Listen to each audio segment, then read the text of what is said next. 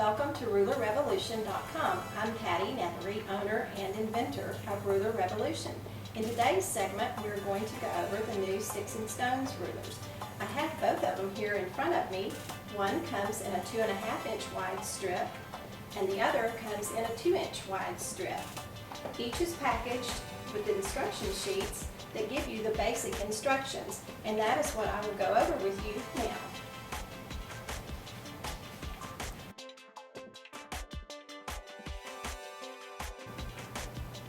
The rulers come in two different sizes. The first one here comes in a 2-inch wide strip, and it measures 8 inches by 12.5 inches. The second ruler comes in a 2.5 inch strip and measures 10 inches by 12.5 inches.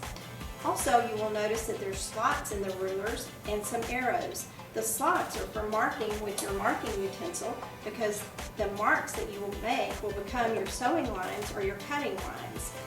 In addition, the arrows that I have given here on the ruler will actually show you how to sew the basic shape with this ruler. These arrows will be ignored in using the ruler for some additional units, but I will show you as we go along.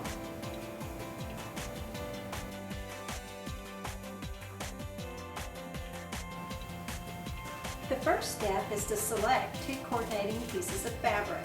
Take them to your ironing board, and I spray starch my fabric until it's stiff, and I find that I get very good results in all of my piecing when I do that.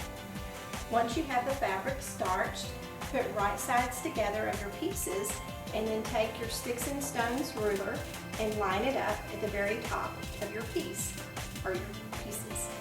Once you have them lined up, take your marking utensil, which is a chalk marker, and mark a line in the slots that are marked with an arrow on the ruler.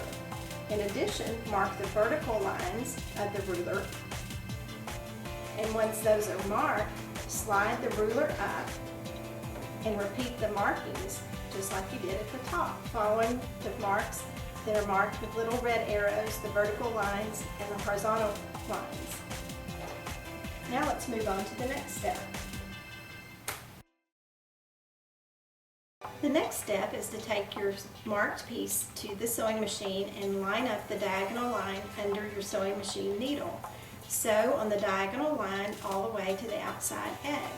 Turn the fabric piece, sew again on the diagonal line, and once you meet with the vertical line, turn your fabric, sew on the diagonal line, turn, sew the diagonal line. And then even without cutting your thread, you can go all the way to the bottom and repeat sewing only on the diagonal lines until you reach the very end of your piece. Once you're finished, your piece will look like this. Once you have the two units sewn together on the diagonal lines, take the units to your cutting mat and take a straight edge and begin cutting the unit apart on the vertical lines. Don't worry about your threads. You'll notice I didn't mention about cutting those off a moment ago because all of those will clean up as we move along. Once you have the strips cut apart, it will look like this.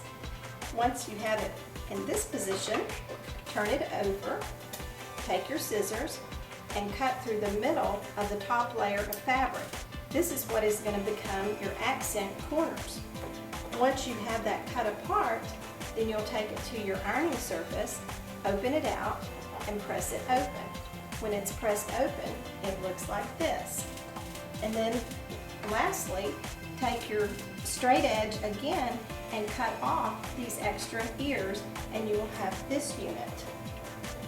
The very last step is flipping up the corner, again taking your straight edge and cutting off the excess fabric. And you will notice what I have here is a unit that can be used for a number of purposes. One in particular is like a house block.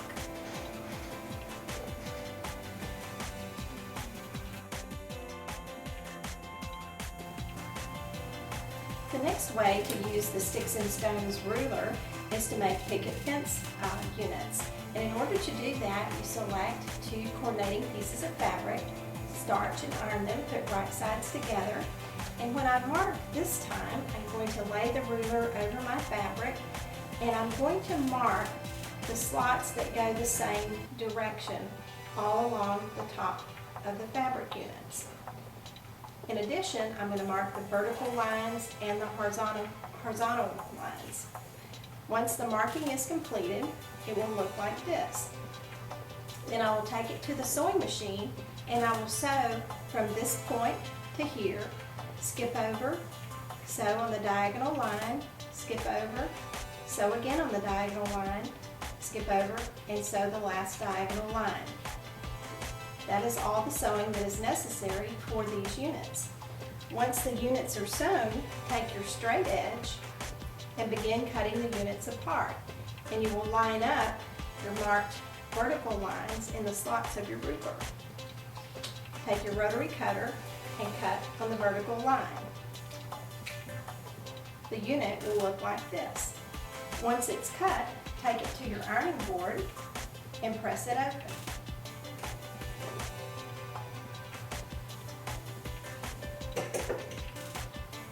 Once it's pressed, then you can take the straight edge and cut off the piece that sticks out from the edge. This unit becomes a perfectly squared up unit to use in a picket fence border.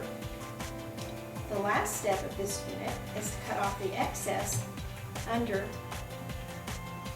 the triangle end. Once you're done, you have a perfectly squared up picket fence unit.